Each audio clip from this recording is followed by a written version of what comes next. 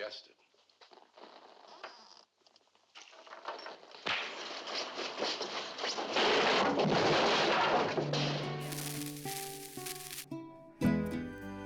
Interesting facts about famous people.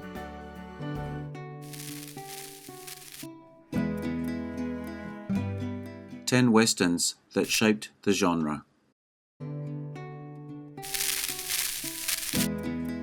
From early John Ford films of the 1920s to the 50s classic era of the Wild West in cinema, to the spaghetti westerns of the 60s. Honestly, an impossible task to limit this list to 10, but it was an interesting challenge to take on. Given the thousands of westerns available, I found this selection to be very influential on the genre. I'd love to hear from you and what your list would be. If you enjoy this video, hit the notification button to get my new videos. If you want to check out my many other videos, head over to my channel. The link is in the description. Please take a moment to like and subscribe to the channel as well. I appreciate it. Let's get into it in chronological order.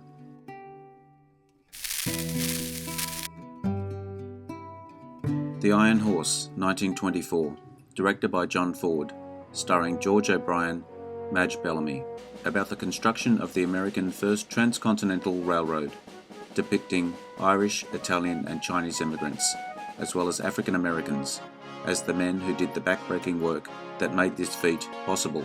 The primary villain is an unscrupulous businessman who masquerades as a renegade Cheyenne.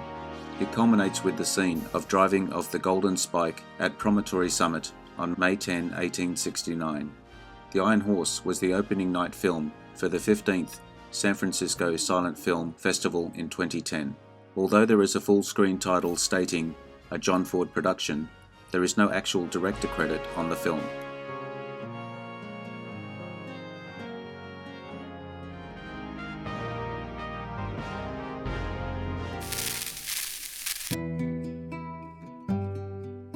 My Darling Clementine, 1946, directed by John Ford, starring Henry Fonda, Victor Mature, Linda Darnell, Walter Brennan. Wyatt Earp and his brothers, Morgan and Virgil, ride into Tombstone, leaving brother James in charge of their cattle. They return to find their cattle gone and James dead. Wyatt takes the job of town marshal, making his brothers deputies, and promises to stay in Tombstone until James's killers are found. He meets the brooding, coughing, hard-drinking Doc Holliday, as well as the vicious Clanton gang. Wyatt finds the owner of a trinket taken from James's body, setting the stage for the Earps' revenge. Walter Brennan disliked John Ford so much that he never worked with him again. One time when Brennan was having a little trouble getting into the saddle, Ford yelled, "Can't you even mount a horse?" Brennan shot back, "No, but I got 3 Oscars for acting." When you pull a gun, kill a man. Yes, Paul.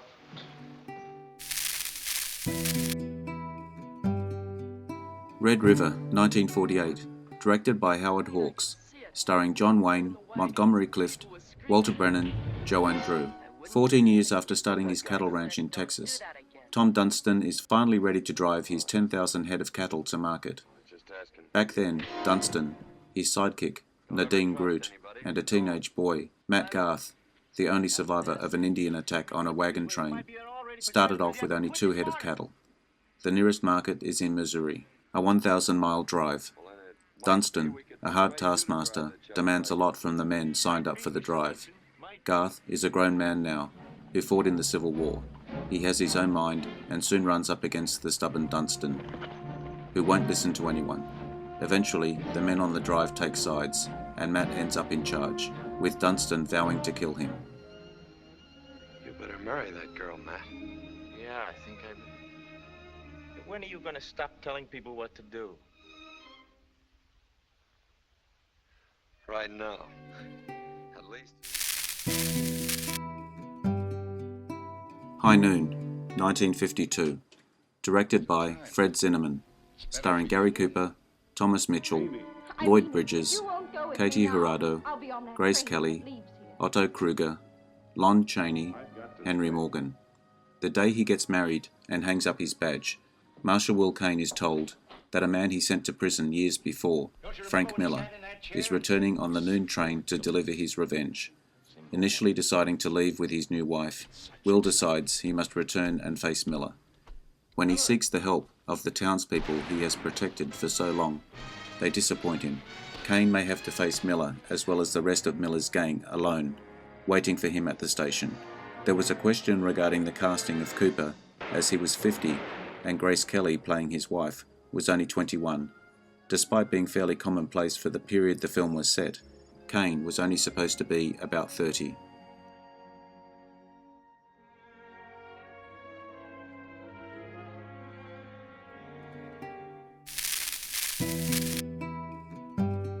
Shane, 1953, directed by George Stevens, starring Alan Ladd, Jean Arthur, Van Heflin, Brandon DeWilde, Jack Palance.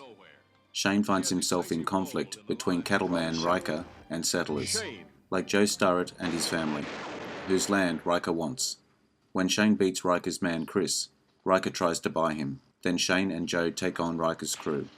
Riker sends to Cheyenne for the evil gunslinger Wilson. Shane must clear out all the gunmen from the valley. George Stevens originally cast Montgomery Clift as Shane and William Holden as Joe Starrett. After both decided to do other projects, Shane was almost dropped before Stevens asked studio head why Frank Freeman, who was available. Seeing a list of actors under contract to the studio, Stevens cast Ladd, Heflin and Jean Arthur within 3 minutes.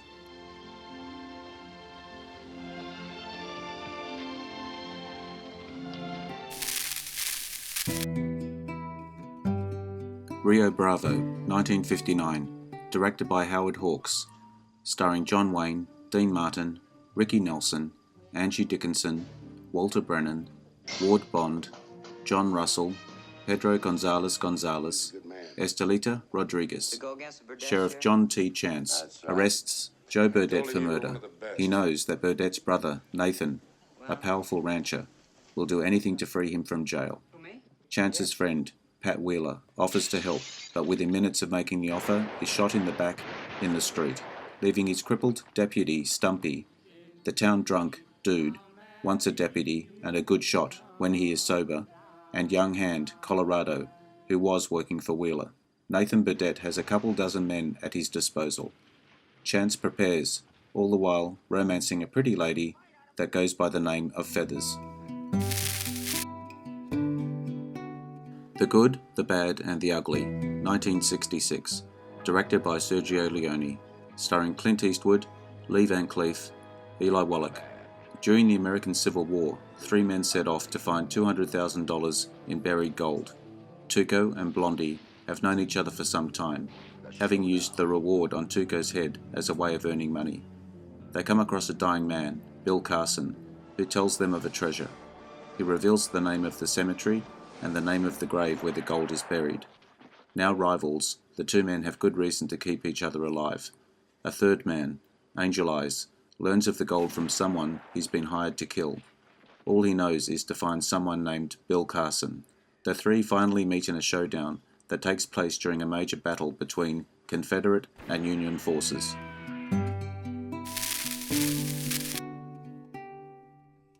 Once Upon a Time in the West, 1968, directed by Sergio Leone, starring Claudia Cardinale, Henry Fonda, Jason Robards, Charles Bronson, Gabrielle Fazzetti, Woody Strode, Jack Elam.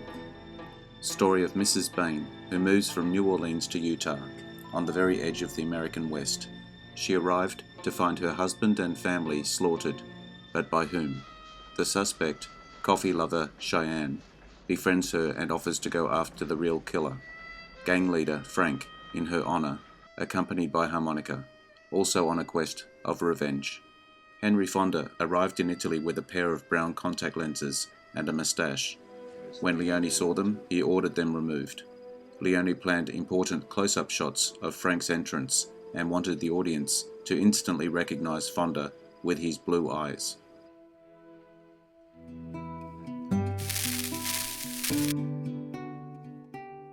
The Wild Bunch, 1969, directed by Sam Peckinpah, starring William Holden, Ernest Borgnine, Robert Ryan, Edmund O'Brien, Warren Oates, Ben Johnson, Strother Martin, L.Q. Jones. An epic western an aging outlaw gang on the Mexican-United States border trying to adapt to the changing world of 1913. Controversial because of its violence and portrayal of crude men trying to survive by any means. The train robbery was not in the script. All scenes were improvised on the spot the same day. Same thing with The Walk, for the bunch to help Angel.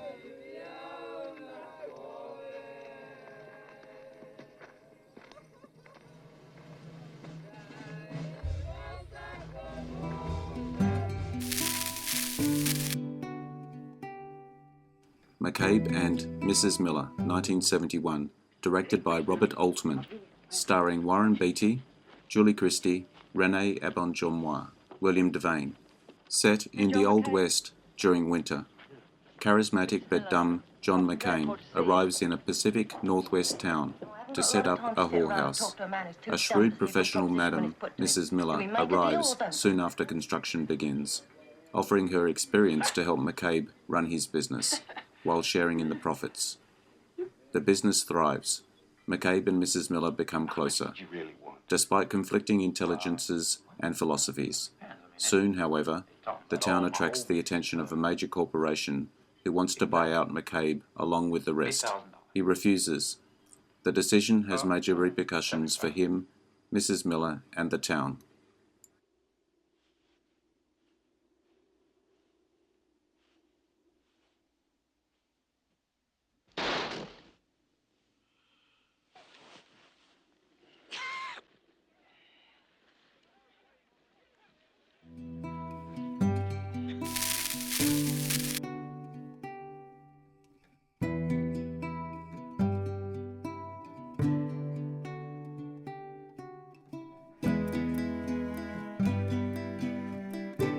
I hope you enjoyed the video. Let me know what you think in the comments.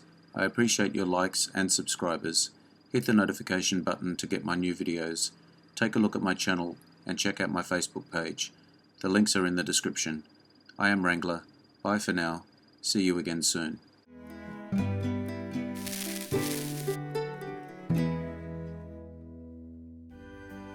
Interesting facts about famous people.